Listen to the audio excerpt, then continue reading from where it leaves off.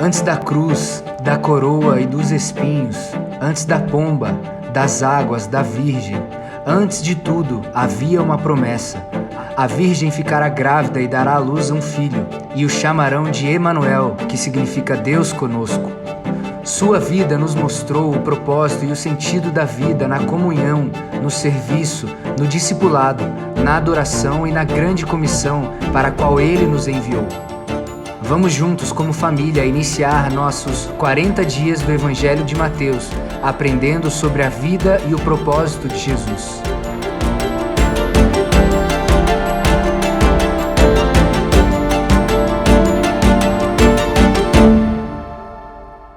Primeira mensagem dessa série, a vida e o propósito de Jesus. Você pode dizer assim, a vida e o propósito de Jesus.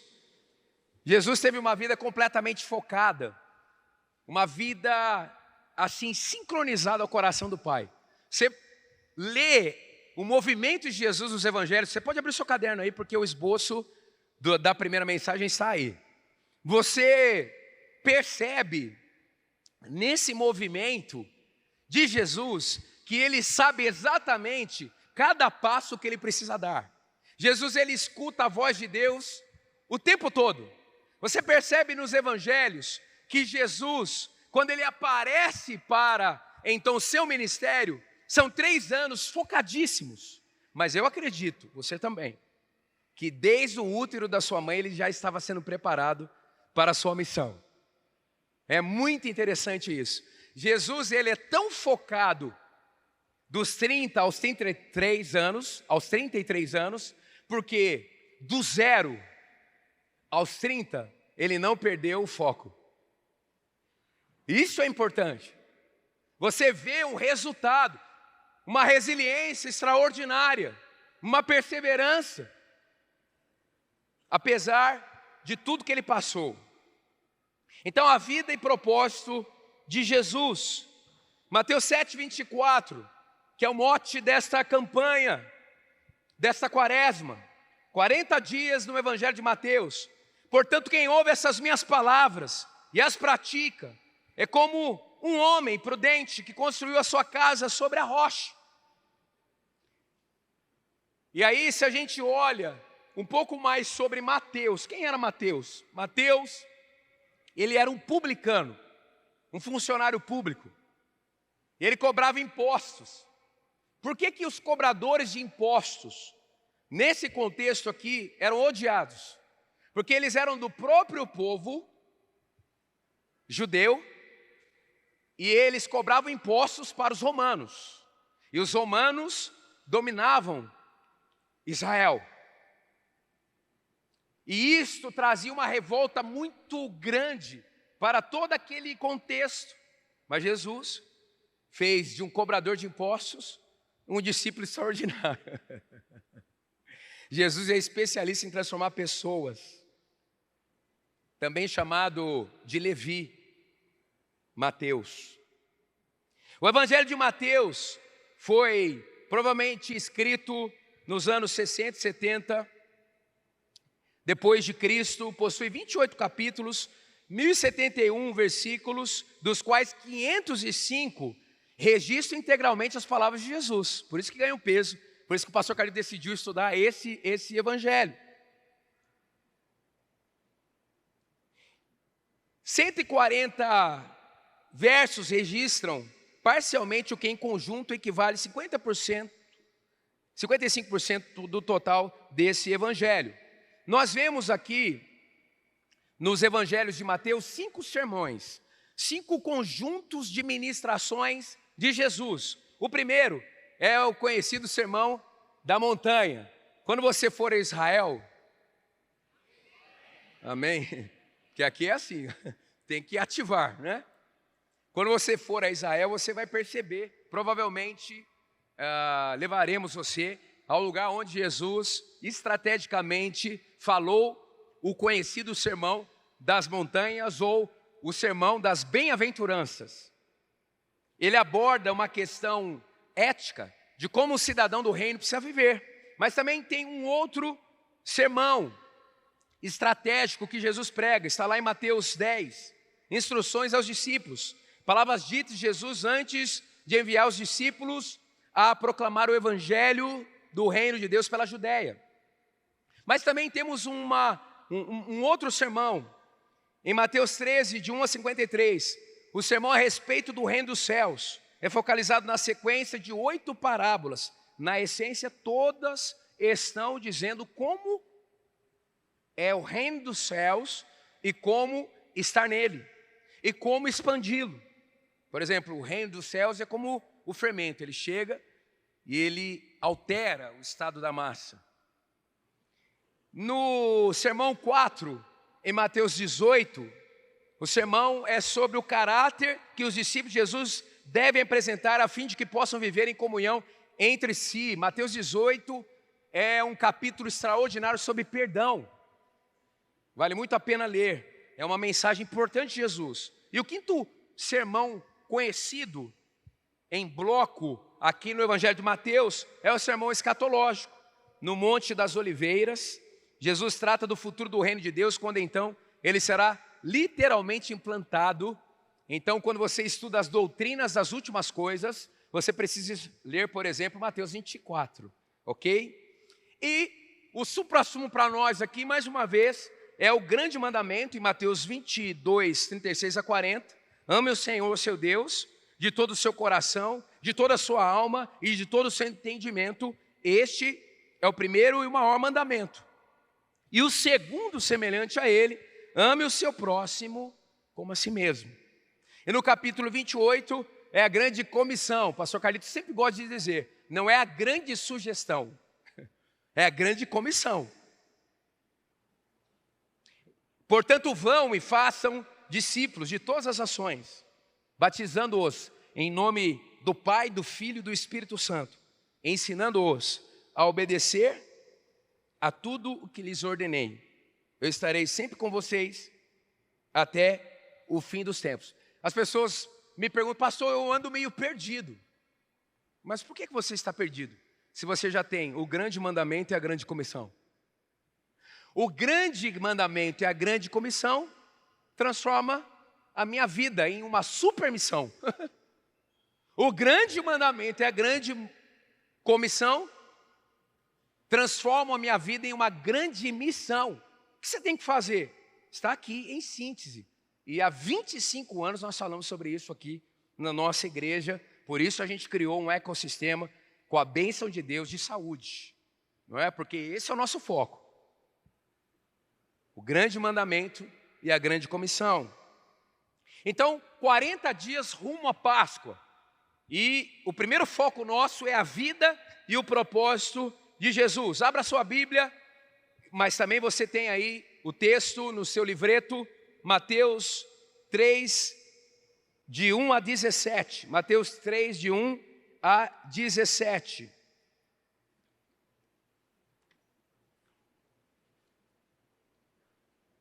Tem todo o texto no seu livro, no seu book. Vou ler aqui nele mesmo,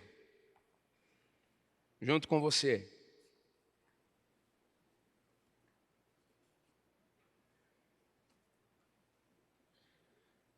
Naqueles dias surgiu João Batista, pregando no deserto da Judéia. Ele dizia, arrependam-se, pois o reino dos céus está próximo. Este é aquele que foi anunciado pelo profeta Isaías. Voz do que clama no deserto, preparem o caminho para o Senhor, façam veredas retas para ele. As roupas de João eram feitas de peles de camelo, e ele usava um cinto de couro na cintura. O seu alimento era gafanhotos e mel silvestre. A ele vinha gente de Jerusalém, de toda a Judéia e toda a região ao redor do Jordão, confessando os seus pecados, eram batizados por ele no Rio Jordão. Quando viu que muitos fariseus e saduceus vinham para onde ele estava batizando, disse-lhes, raça de víboras, quem deu a vocês a ideia de fugir da ira que se aproxima? deem fruto que mostre o arrependimento. Não pensem que vocês podem dizer a si mesmos: Abraão é nosso pai. Pois eu digo, destas pedras, Deus pode fazer surgir filhos de Abraão. O machado já está posto à raiz das árvores, e toda árvore que não der bom fruto será cortada e lançada ao fogo. Eu os batizo com água para arrependimento, mas depois de mim vem alguém mais poderoso do que eu, tanto que não sou digno nem de levar suas sandálias. Ele os batizará com o Espírito Santo e com fogo. Aleluia. Ele traz a pá em sua mão e limpará a sua eira, juntando o seu trigo no celeiro, mas queimará a palha com fogo que nunca se apaga. Então Jesus veio da Galiléia ao Jordão para ser batizado por João. João, porém, tentou impedi-lo, dizendo: eu preciso ser batizado por ti, e tu vens a mim? Respondeu Jesus: deixe assim por enquanto. Convém que assim façamos, para cumprir toda a justiça. E João concordou. Assim que Jesus foi batizado, saiu da água. Naquele momento, o céu se abriu. E ele viu o Espírito de Deus descendo como pomba e pousando sobre ele. Então uma voz dos céus disse: este é o meu filho amado, em quem me agrado. Aleluia, aleluia, aleluia. A vida e o propósito de Jesus foram para nos trazer, em primeiro lugar, arrependimento e nova vida. Diga assim: arrependimento e nova vida. Queridos, Deus tem ministrado muito ao nosso coração. É tempo de arrependimento. Não é só nos arrepender dos nossos caminhos errados, mas é também nos arrepender de tudo na nossa vida que não se adequa ao padrão do reino. É mais amplo. A mentira, para ser deixada, precisa de arrependimento. A maledicência, a fofoca, para ser abandonada, precisa de arrependimento. O ressentimento, qualquer falha no caráter, pecados nas intenções, coisas que nós não dizemos, mas pensamos. Como o salmista, ele escreveu: quem pode subir ao monte do Senhor? Quem pode habitar lá? Aquele que tem mãos limpas e coração puro. Mas também o arrependimento que João estava pregando era para que ali diretamente, num primeiro momento, os judeus entendessem que eles não podiam mais viver a vida que estavam levando. Era uma vida não destinada à nação de Israel. Então arrependimento é uma mudança de mente. Arrependimento é corrigir a rota. Arrependimento, Paulo escreve: olha, eu estou feliz com a tristeza de vocês, porque a tristeza de vocês é fruto de arrependimento. Não existe mudança significativa na nossa vida sem arrependimento, igreja. É a primeira palavra profética depois de 400 anos sem voz profética. Era o período interbíblico, antiga aliança e nova aliança. João vem e começa a preparar o caminho. Por que ele prepara o caminho? Porque o mundo, naquele contexto, estava infestado de pecado, de opressão maligna. Israel estava distante demais da vontade de Deus, não ouvia mais a voz de Deus. Arrependimento. Nesses 40 dias eu oro para que a nossa igreja se arrependa. Eu oro para que eu possa me arrepender de tudo que eu ainda não vi. Eu oro para que na minha casa haja santidade. Eu oro para que em cada GDC nosso haja santidade. A nossa igreja é uma igreja que ama, você sabe disso. Mas não há evangelho genuíno sem arrependimento. Não há libertação sem arrependimento. Não há destino sem arrependimento. Não há avivamento sem arrependimento.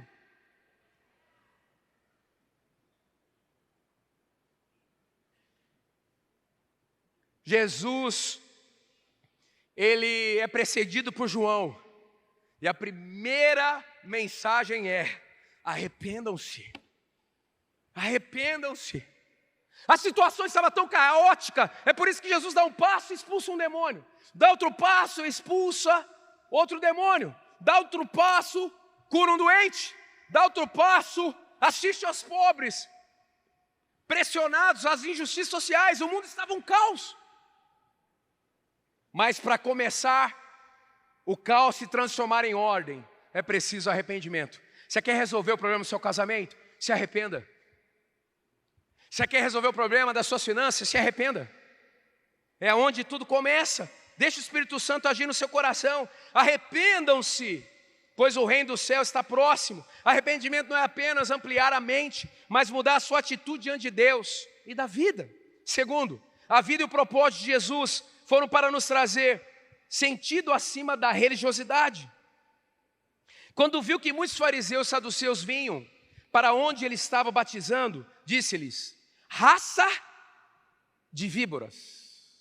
Nós tínhamos dois grupos principais. E os fariseus, vamos dizer assim, eles eram um pouquinho mais assim, tipo crente. Agora os saduceus é brincadeira. Nem na ressurreição eles acreditavam, não acreditavam em anjos e tudo mais. Mas juntando os dois não dava ninguém, né? Porque trazia uma revolta. Olha, presta atenção comigo. Jesus tinha paciência com a multidão, sim ou não? Sim. Sabe por que a gente prega aqui? Às vezes parece que a gente está nervoso, mas a gente não está não. Está empolgado. É porque é uma multidão. Multidão. Aqui tem gente madura demais que poderia, inclusive, estar fazendo o que eu estou fazendo aqui. Mas tem gente que chegou agora, tem gente nos visitando. Não faz sentido chegar aqui e começar, né? Ir para cima e tal. Não. Uma multidão, eu imagino Jesus assim, abraçando todo mundo e tal. Só que ele tinha a mesa dos 12, aí é diferente. Jesus os corrigia, Jesus os advertia, Jesus os ensinava. É legal, né, que você vai ver no movimento do Evangelho, tem hora que Jesus começa a explicar as palavras que ele dizia para a multidão, ele decifrava para os discípulos. Você percebe esse movimento. Mas Jesus também tinha o único grupo que ele não tolerava: os religiosos. Gente, em nome de Jesus, nesses 40 dias, você precisa abrir mão de toda a religiosidade que ainda resta. Em nome de Jesus. A gente é impressionante. Uma pessoa começa a ter uma vida de oração a mais, você já chega: nossa, você está pentecostal, hein? Ei. Não aceita ser rotulado, não. O senhor não é garrafa? Não aceita. Você tá meio pentecostal então, querido. Você é uma geladeira? Você é um gelo?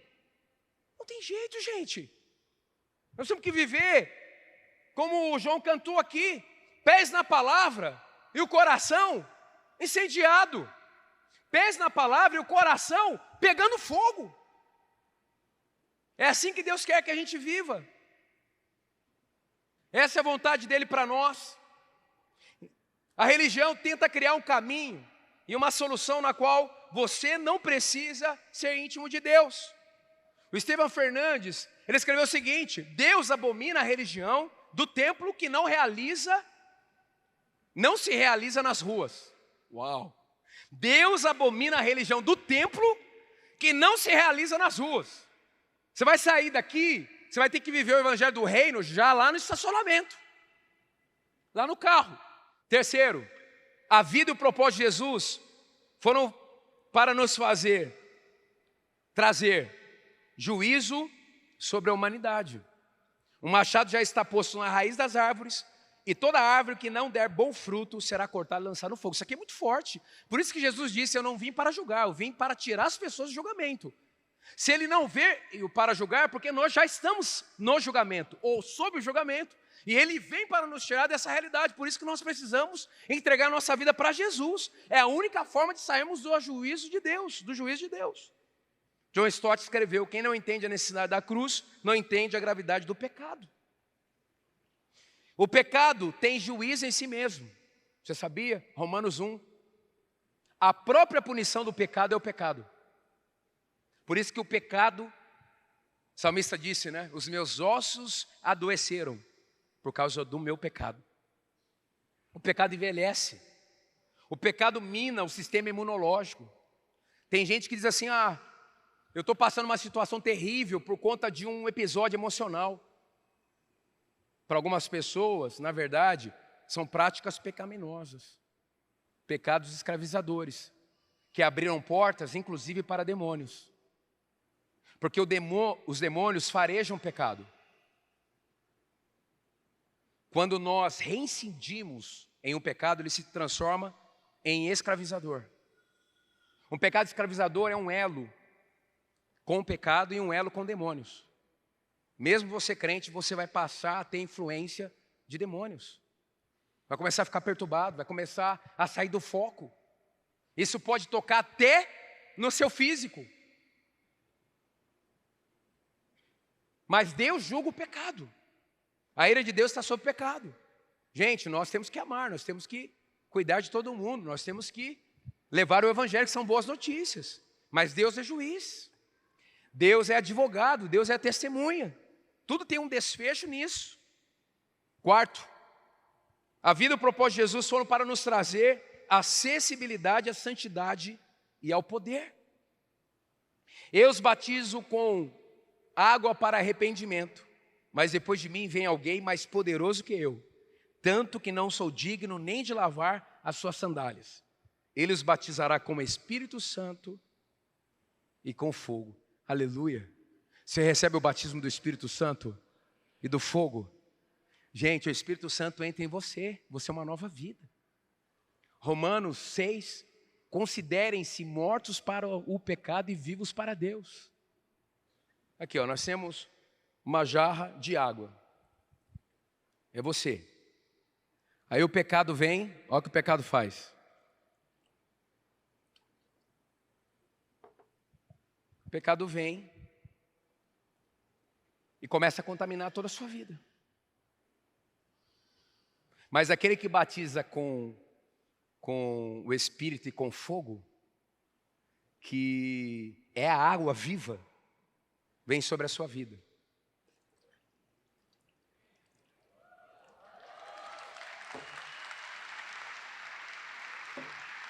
Aí você de vez em quando dá uma surtada. Você fala, não, hoje eu vou pecar. Ai. Sabe o que vai acontecer? Nada. Você não foi feito mais para o pecado. Tem uma nova influência sobre a sua vida e se chama Espírito Santo de Deus.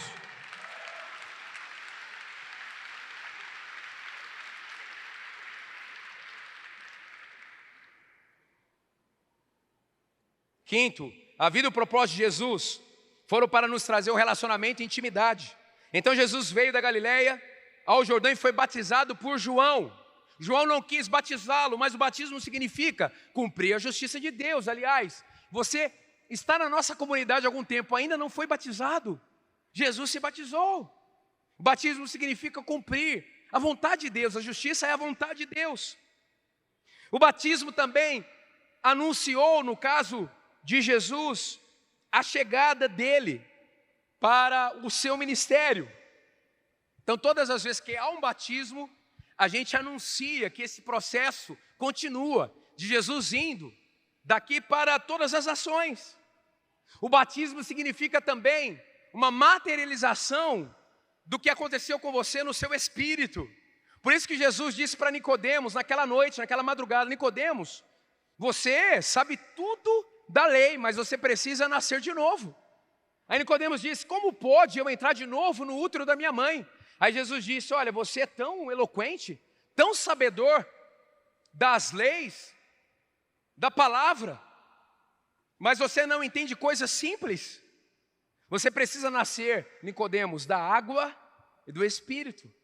Mas o batismo também, gente, é tão importante, porque significa que você está incluso na família de Deus. Na família de Deus. Você se identifica com o corpo de Cristo. Você nunca mais será o mesmo, depois do seu batismo. E por último, a vida e o propósito de Jesus foram para nos trazer paternidade para os que o buscam. O pessoal fala, pastor, o senhor sempre dá um jeito de falar de paternidade. Mas não tem jeito, está aí, é a Bíblia toda. Ei, presta atenção, falo isso direto na cabeça dos alunos do college. Olha aqui, 400 anos sem voz profética, sim ou não? Quem entendeu isso aqui? Deus ficou em silêncio 400 anos. Sabe essa página em branco do Antigo Testamento e do Novo, na sua Bíblia? Essa página em branco se chama período interbíblico. 400 anos que Deus não falava com o seu povo. Tudo para Israel era ouvir a voz de Deus. Porque não há nada mais significativo na vida do que ouvir a voz de Deus. 400 anos. Deus volta a falar. Qual é a primeira fala de Deus? Este é o meu filho amado. A salvação é uma correção de rota para aqueles que nunca deveriam ter deixado o lar. O seu destino é ser filho, é ser filha. Quando o pai olhou para o filho e disse, este é o meu filho amado, ele estava incluindo naquilo todos aqueles que se identificariam com Jesus. E aquilo que ele disse há mais de 2000 anos atrás, chega para transformar a sua vida. Você é um filho amado, uma filha amada, que dá prazer para o Pai. Vamos aplaudir esse Pai maravilhoso.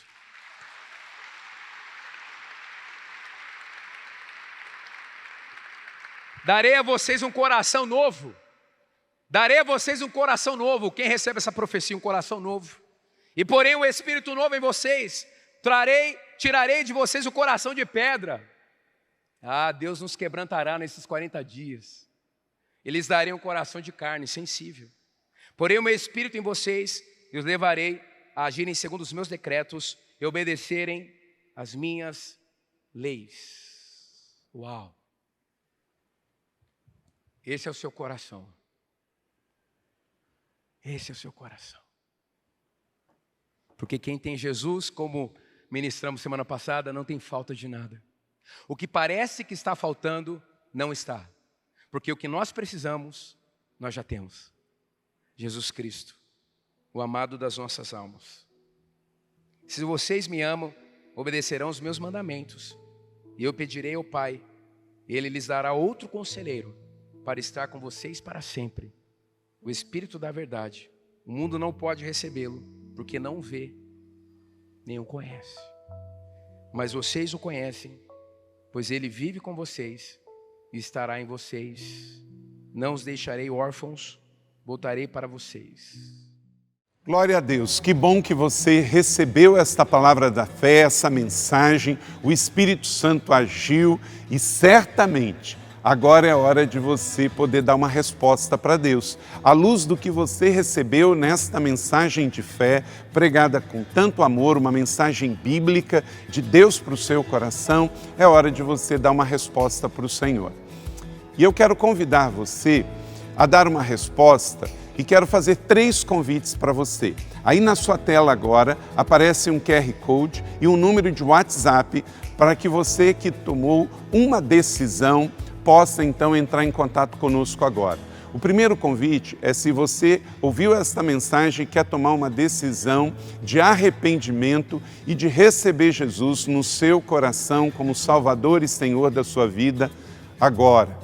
A outra decisão que você pode estar tomando agora e celebramos com você é se você quer retornar para a igreja, voltar para a fé. Talvez você se desviou dos caminhos do Senhor e da igreja, mas hoje é o tempo de voltar, é tempo de arrependimento, de mudança de vida, de voltar para a família da fé. Então, bem-vindo você que está tomando a decisão de retorno agora. Não importa quanto tempo você esteve afastado, não importa se você se afastou dessa ou de outra igreja cristã ou evangélica, bem-vindo de volta à família da fé. E o terceiro convite que eu quero fazer para você é se você quer ser batizado. Então, se você quer ser batizado em águas, se você está em São José dos Campos ou em qualquer cidade onde temos uma igreja da cidade ou aí na sua cidade, entre em contato conosco agora, pelo WhatsApp ou pelo QR Code e diga, eu aceitei Jesus, eu quero ser batizado, eu não tinha sido batizado em águas ainda, no batismo de imersão, que é o batismo que Jesus viveu lá no Rio Jordão, sendo batizado por João Batista, e eu quero ser batizado em águas também. Então entre em contato conosco. Amém? Então, bem-vindo à família da fé. Parabéns por tomar uma destas decisões hoje, após ouvir esta mensagem. E o nosso campus online aqui da Igreja da Cidade está aqui para servir onde você estiver. Deus seja louvado. Vamos orar juntos? Pai, eu quero te agradecer por cada um que recebeu agora a Tua palavra e ela tocou no coração e eles estão dando uma resposta para o Senhor. Eu abençoo cada um dos que nos acompanharam agora nesta transmissão. Que o Senhor abençoe as suas vidas, os que tomaram a decisão de te aceitar, de voltar para a igreja ou se batizar, nós assim os recebemos e os abençoamos em nome de Jesus. Amém.